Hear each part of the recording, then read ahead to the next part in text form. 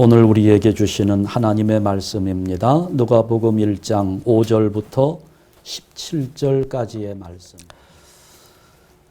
제가 오래전에 보았던 영화인데요.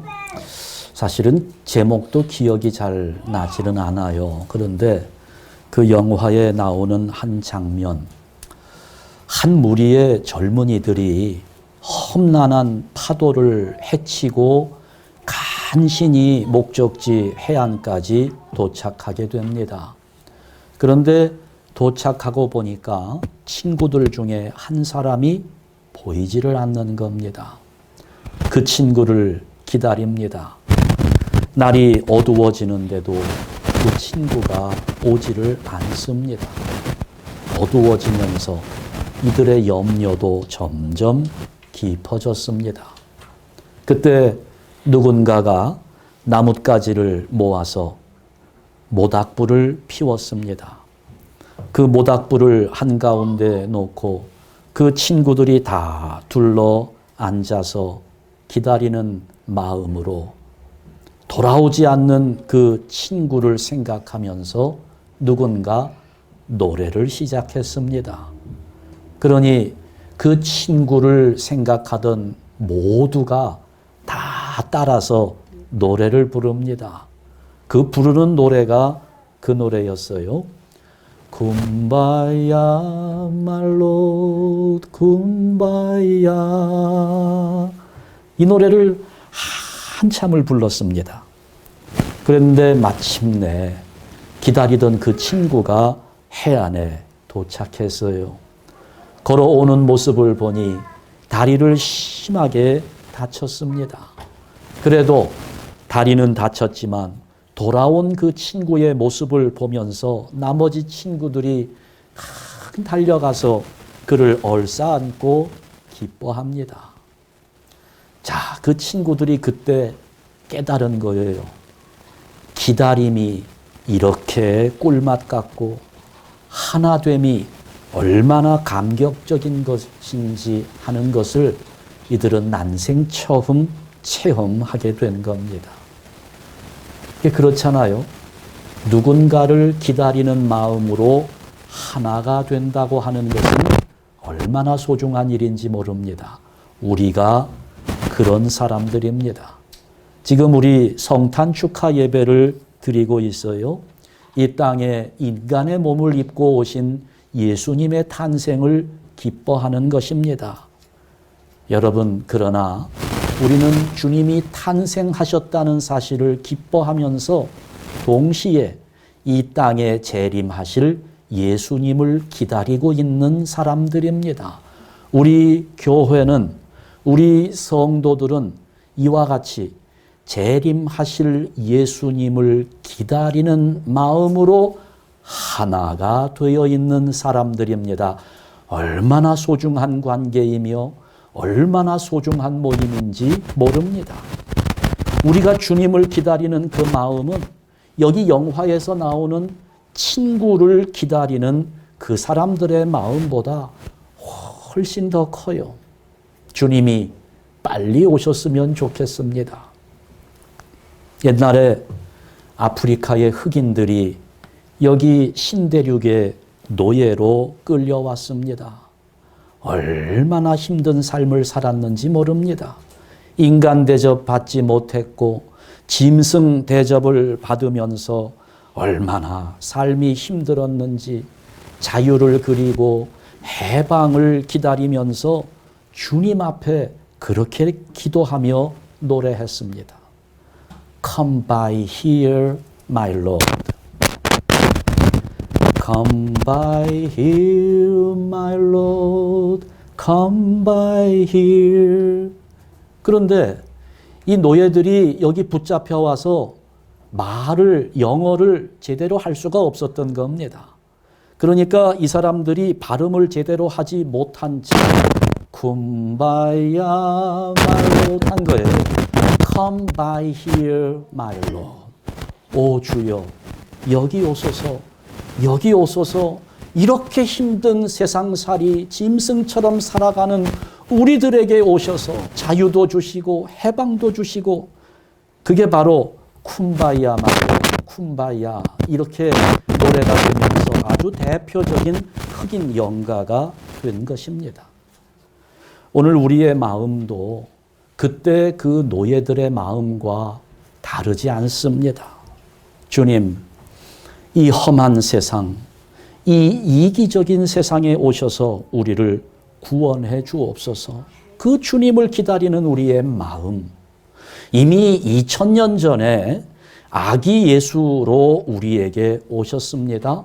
또 이제 후로는 왕의 권세를 가지고 세상을 심판하기 위하여 재림하실 겁니다. 여러분, 그렇지만 우리가 마음의 준비를 갖추기만 하면 주님은 지금이라도 얼마든지 우리를 찾아와 주시는 분입니다. 그러면 그 주님께서 어떤 마음을 가진 사람에게 찾아오시는 걸까?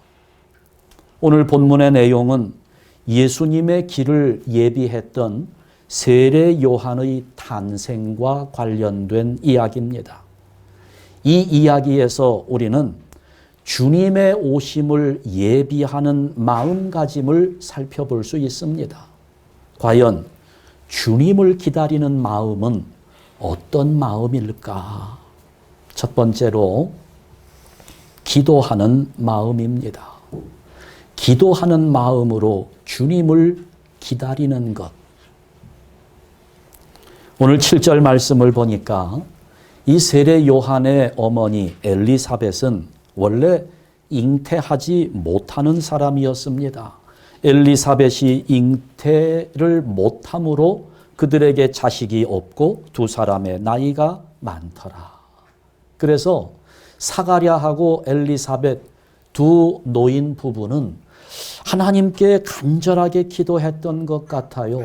13절 말씀에 보니까 천사가 나타나서 응답을 해주는데 그에게 이르되 사가랴여 무서워하지 말라 너의 간구함이 들린지라. 간구, 기도했다는 말인가요? 안 했다는 말인가요? 기도했다는 말이에요.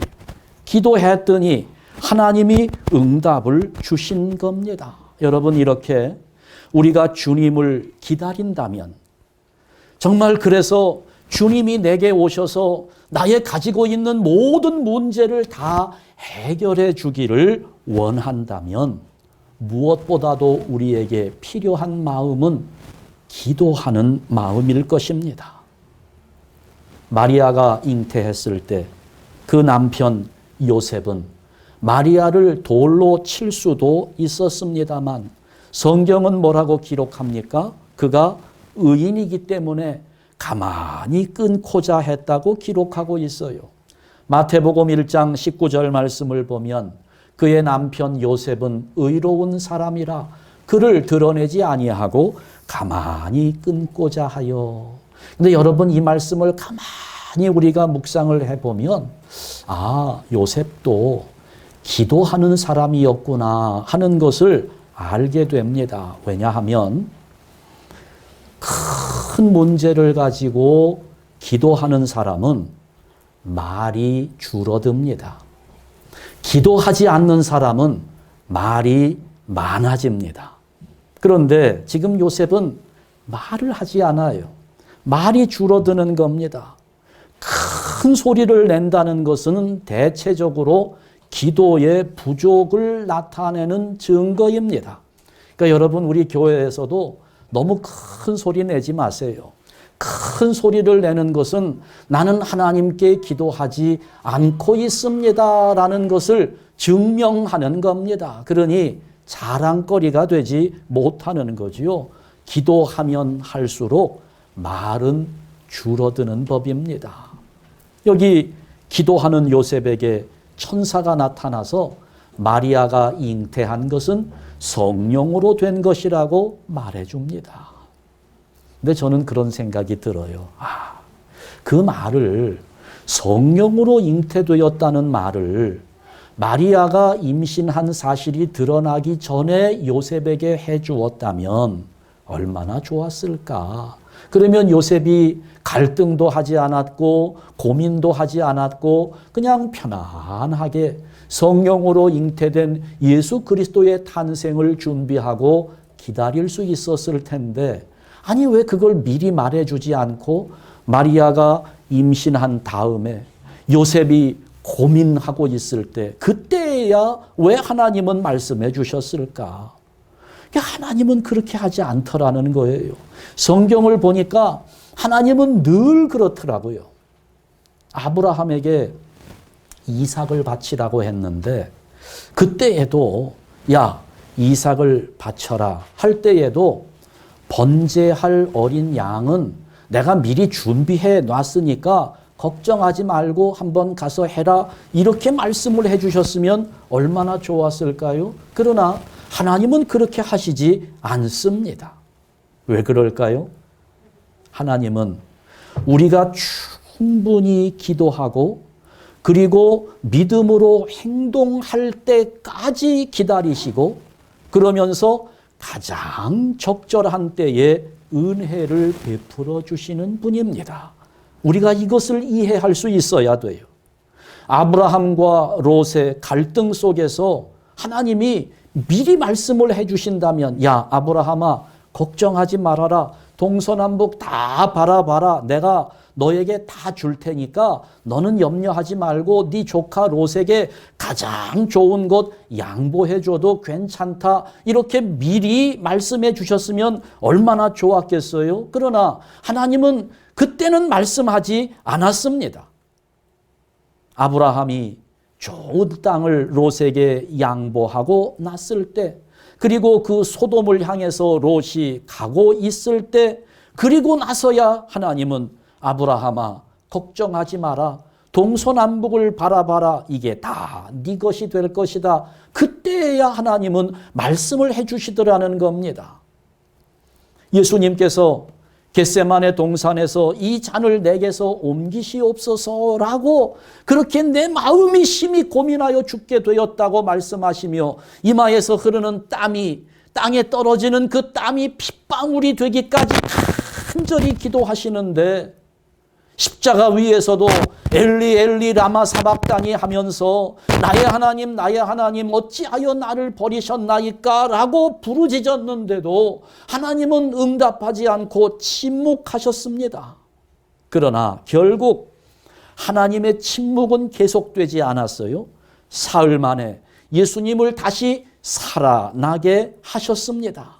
그러니까 여러분 우리가 오해하지 말아야 될 것은 하나님의 응답은 오지 않을 때가 없다는 사실입니다. 반드시 응답합니다. 반드시 하나님은 우리에게 은혜를 주시는 분인데 그런데 하나님은 너무 일찍 오는 법도 없고 너무 늦게 오는 법도 없습니다. 믿으시기 바랍니다. 하나님은 가장 적절한 때에 우리를 찾아오셔서 가장 적절한 은혜로 우리에게 채워주시는 분이심을 믿으시기 바랍니다. 그렇기 때문에 우리가 기도하고 난 다음에 당장 어려움이 해결되지 않고 모든 일들이 이루어지지 않았다 할지라도 안심하십시오. 걱정할 필요 없습니다. 아무리 눈앞에 절망적인 상황이 떨어져 있더라도 예수님을 믿고 기도하는 사람은 언제나 희망을 가지고 말할 수 있어야 하는 겁니다. 하나님께서 그런 사람들, 기도하는 사람들에게 고난 중에 묵묵히 기도하며 나아가는 사람에게 하나님은 하나님께서 정하신 가장 적절한 때에 가장 선한 길을 열어주시는 분이 하나님이시라는 겁니다. 그러니까 여러분 우리가 크리스마스를 지내면서 성탄절을 기다리면서 사실 우리의 많은 관심이 어떤 선물에도 가 있고 무슨 파티에도 가 있고 연휴 기간이니까 또 여행도 계획할 수 있고 뭐 다 좋은 일이라고 생각합니다. 크리스마스 예수님 탄생하신 날이니까 우리가 기뻐하면서 선물도 나누고 파티도 하고 다 좋은 일이라고 생각이 돼요. 그러나 거기에 마음을 다 주지 말고 그렇게 선물 나누고 파티하면서 기뻐하되 우리에게 필요한 것은 기도하는 마음이라고 하는 사실을 기억하면서 우리 한샘교회 성도 여러분들 파티에 선물에다가만 마음을 다 두지 말고 기도하는 마음으로 성탄절을 보내면서 기도하는 마음으로 주님의 재림을 기다리며 하나가 되는 우리 한샘교회 성도들 되시기를 주님의 이름으로 축원합니다. 두 번째, 기뻐하면서 감사하는 마음입니다.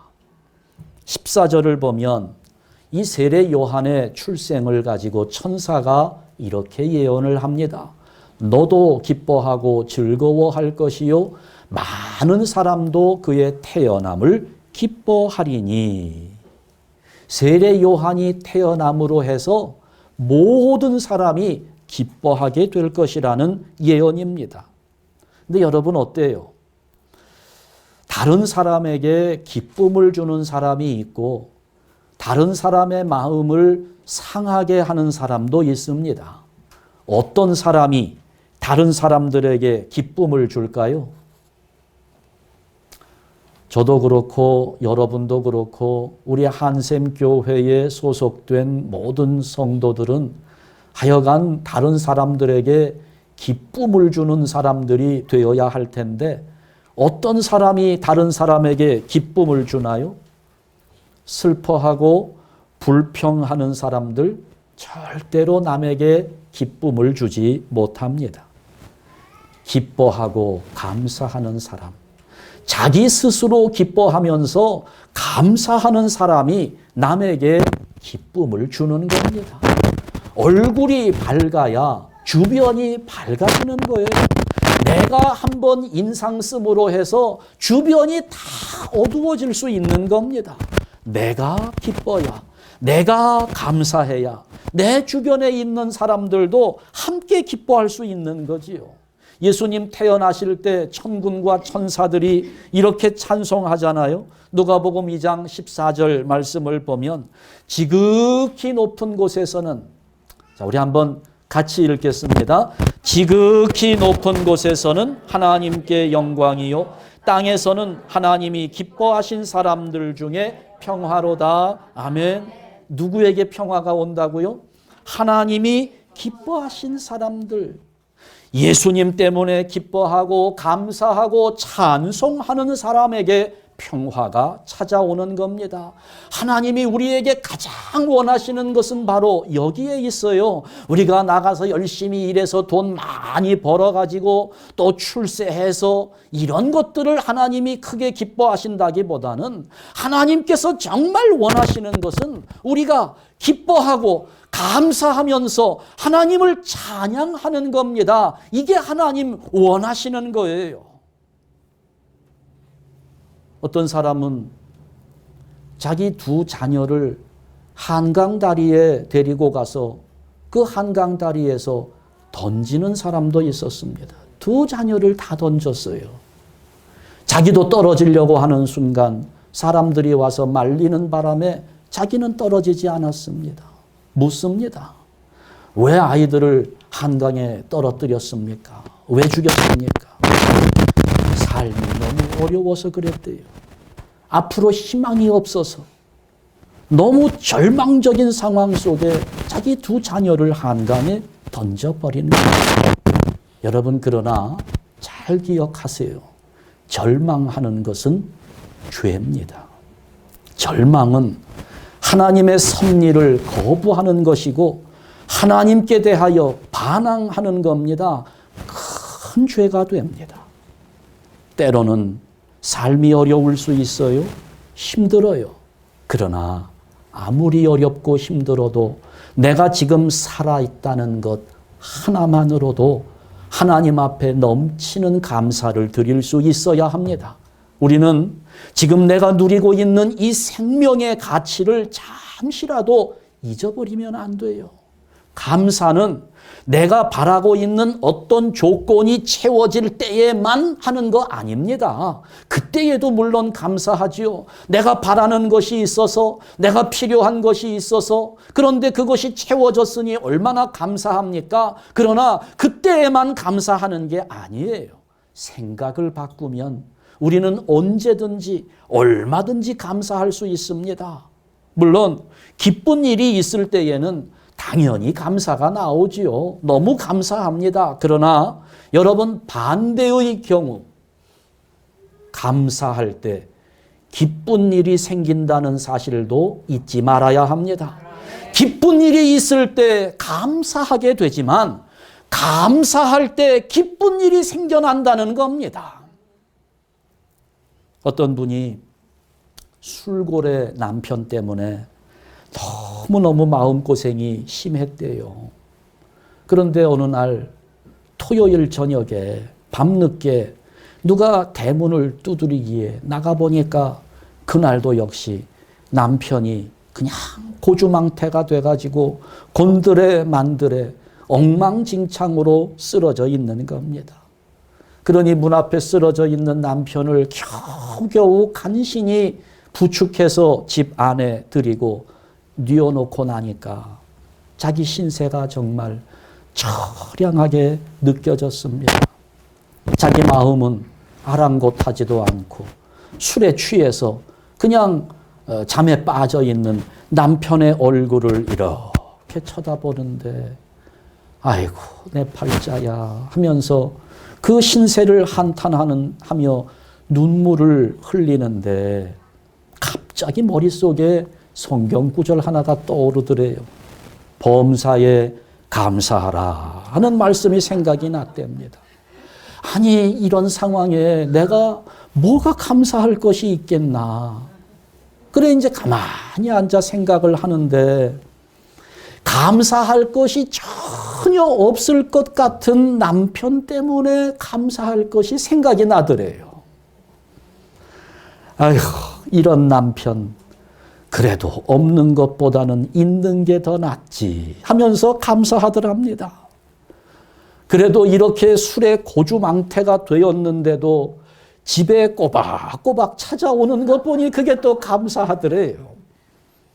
그렇게 술을 먹어도 그래도 병원 신세 지지 않을 만큼 건강을 유지하니 그게 또 감사하고 또 가만 생각해 보니까 자기는 교회 안 다니면서도 내가 교회 가는 거 방해하지 않고 반대하지 않으니 그게 또 감사하고 하여간 그 남편 때문에 감사한 일들이 계속 생각이 나는데 감사할 일이 너무 많더라는 겁니다. 그러니까 어떻게 됐겠어요? 신세 한탄하면서 눈물을 주르르 흘리던 그 어두웠던 얼굴이 환해지기 시작하면서 밝아지면서 눈물은 사라지고 입가에 미소가 생겨나는데 그때 자던 남편이 깼습니다. 눈을 떠보니까 자기 마누라가 자기를 쳐다보고 있는데 환한 얼굴로 미소를 지으면서 쳐다보고 있는 거예요. 그랬더니 남편이 묻습니다. 뭐야? 뭐 좋은 일 있어? 하고 물었대요. 그랬더니 이 부인이 여보 당신 얼굴 가만히 보고 있으니 감사한 일이 얼마나 많은지 당신 때문에 너무 감사하다고. 그래도 없는 것보다 있는 게 감사하고 술에 그렇게 취해도 다른 여자의 품을 찾지 않고 나에게 찾아와 주니 감사하고 그 감사의 내용들을 하나씩 열거를 쭉 얘기하면서 미소를 짓는데 그 남편이 그러더래요. 벌떡 일어나더니 옷을 주섬주섬 입더랍니다. 왜 그러냐니까 빨리 교회 가자고. 자기 오늘부터 교회 다니겠다고. 그러니까 여러분 좋은 일이 있고 기쁜 일이 있어서도 감사하지만 감사하는 자에게 기쁜 일이 생긴다는 사실을 믿고 나가는 것이 우리 예수 믿는 사람들이라는 겁니다. 감사는요, 해결된 뒤에 하는 것이라기보다 복받은 다음에만 하는 것이라기보다는 먼저 감사하는 것이 더 중요합니다. 여러분, 일단 감사부터 해놓고 보세요. 그냥 감사하는 거예요. 그러면 특히 어려울 때 그렇게 먼저 감사하게 되면 하나님은 더 큰 은혜로 우리에게 채워주실 줄 믿습니다. 아마 여러분도 다 보셨을 거예요. 발자국이라는 그림이 있습니다. 어떤 분이 자기가 돌아온 발자국, 모래사장에 새겨져 있는 발자국을 돌아보니까 자기는 혼자 걸어왔는데 발자국이 4개가 있더랍니다. 알고 보니 2개는 자기의 발자국, 2개는 예수님의 발자국. 아, 예수님께서 내 인생에 나와 동행해 주시니 나 혼자 걸어왔는 줄 알았는데 예수님이 함께 해 주셨구나 하고 깨닫고 감사했답니다. 그런데 그 길을 계속 걸어가다 보니 너무너무 힘이 들었대요. 뒤를 돌아보니 발자국이 한 사람 발자국밖에 없더랍니다. 아니, 내가 좋고 잘 나갈 때에는 주님 나와 동행해 주시더니 내가 이렇게 힘이 든 이 순간 주님은 어디 가셨나요? 주님이 대답합니다. 내가 너를 업고 가고 있지 않느냐? 그러니 발자국이 한 사람 발자국인 거예요. 여러분, 너무 고통스럽다고 낙심할 필요 없습니다. 그런 때일수록 하나님은 나를 더 생각해 주시고 더 가까이 해 주시고 있는 것입니다. 지금 주님이 나를 업고 가신다는 이 사실을 생각하면서 어려워도 기뻐하고 감사할 수 있어야 하는 겁니다. 감사는 내가 어떻게 생각하느냐에 달려 있는 거예요. 이 감사는 조건이 좌우하는 것이 아니라 우리의 생각이 좌우하는 것입니다. 어떤 분이 아주 놀라운 간증을 합니다. 목사님, 오늘 큰일 날 뻔했습니다. 죽을 뻔했습니다. 자기가 오는데 프리웨이에서 운전을 하고 오는데 갑자기 자동차 바퀴가 터지면서 자동차가 굴렀다는 거예요. 죽을 뻔했습니다. 그런데 멀쩡합니다. 다친 데도 한 군데가 없습니다. 정말 감사합니다 하고 엄청난 고백을 간증을 하는 거예요. 근데 여러분, 그것만 감사한가요? 저도 매일 새벽 기도 오면서 프리웨이를 다닙니다. 오늘도 프리웨이를 타고 왔습니다. 얼마나 숱하게 많은 시간을 우리가 프리웨이로 다닙니까? 그런데 한 번도 타이어가 터진 적이 없고 구른 적이 없고 사고가 나지 않았고.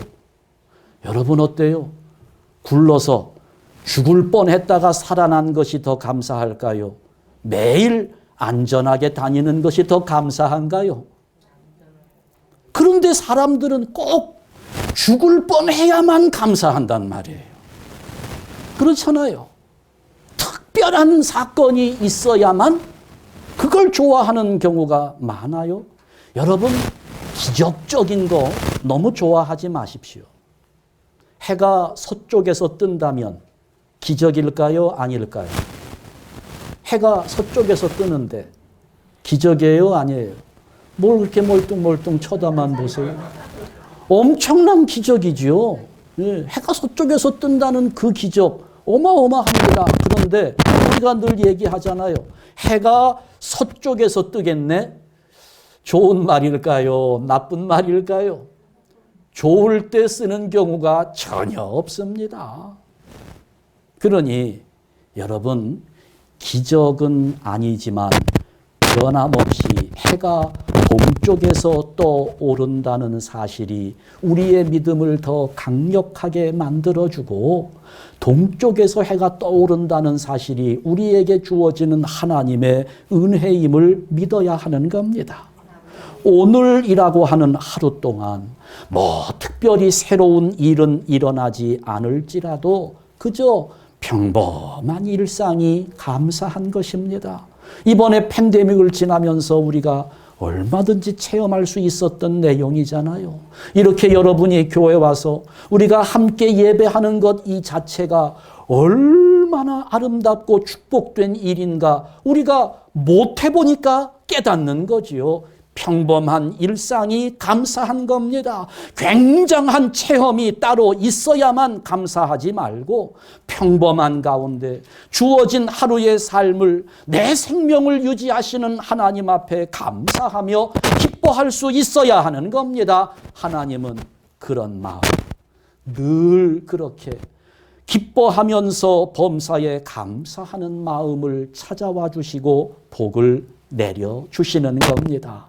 올해 성탄절을 맞이하는 우리 한샘교회 성도 여러분 모두가 이 성탄절에 이렇게 기뻐하고 감사하면서 우리 주님의 오신 것을 찬송하며 지내는 복된 성탄절 될 수 있기를 주님의 이름으로 축원합니다. 기도하겠습니다.